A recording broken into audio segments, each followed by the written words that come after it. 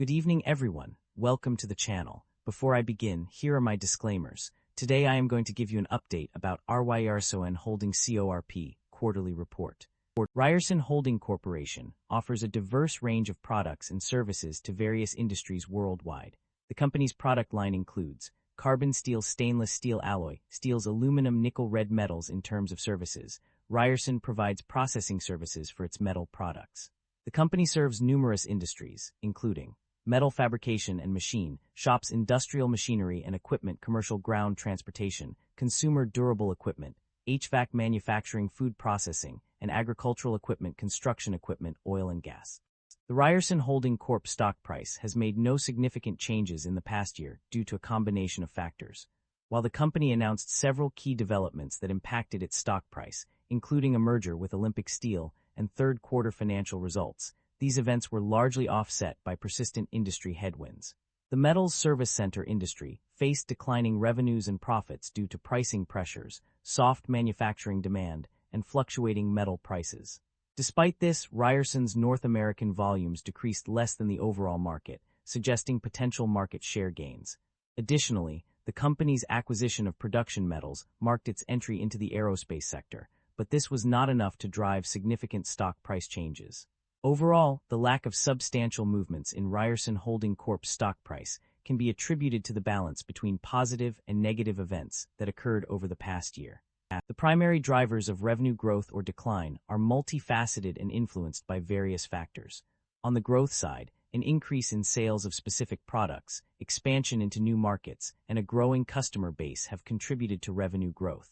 Conversely, revenue decline is attributed to decreased sales of certain products, economic downturns, increased competition, and tariffs that can negatively impact supply chains.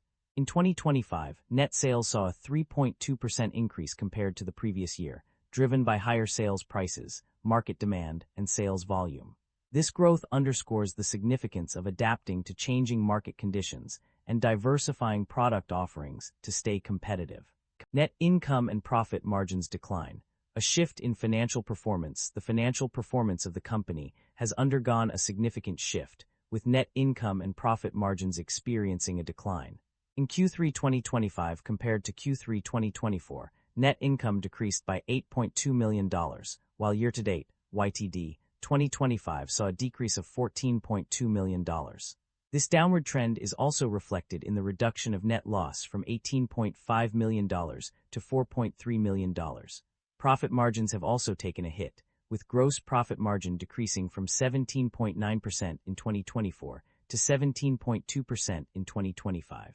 Operating profit margin has plummeted from 0.47% in 2024 to -0.09% in 2025, indicating a significant decline in profitability. The increase in net income attributable to non-controlling interest and the decrease in provision for income taxes have contributed to this shift in financial performance. However, these factors do not fully explain the decline in profit margins, suggesting that underlying operational issues may be at play. The company's financial performance indicates a strong ability to generate cash from its core operations.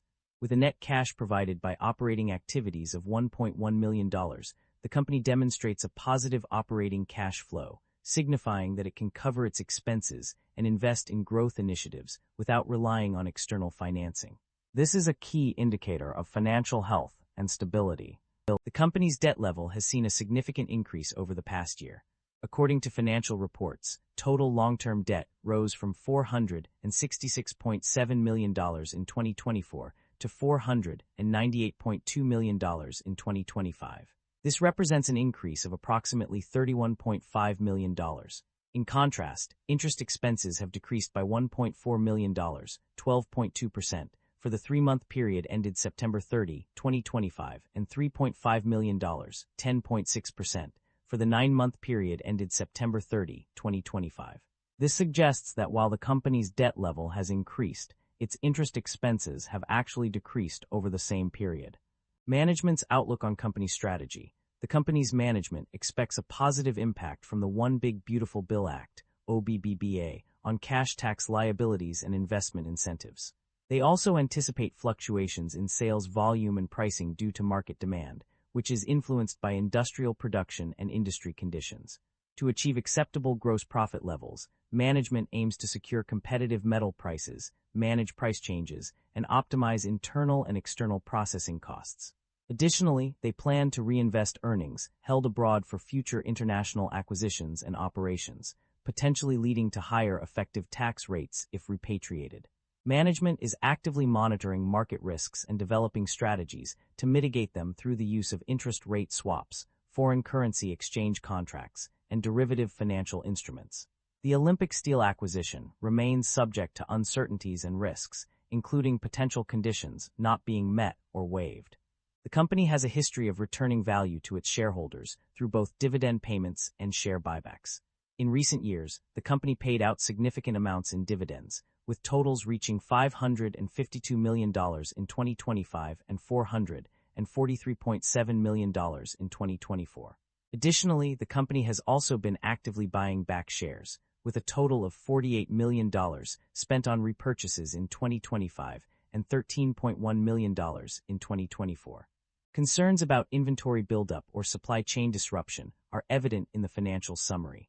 The use of current cost to value inventories at September 30, 2025 and December 31, 2024 resulted in higher inventory values of $128 million and $95 million respectively.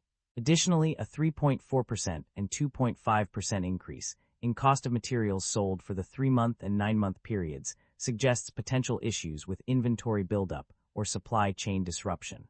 However, it is also noted that inventory levels decreased slightly in 2025 due to lower tons in inventory as of September 30, 2025, compared to December 31, 2024.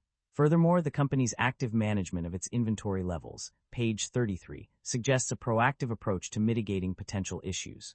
Overall, while there are concerns about inventory buildup or supply chain disruption, it appears that the company is taking steps to manage these risks effectively.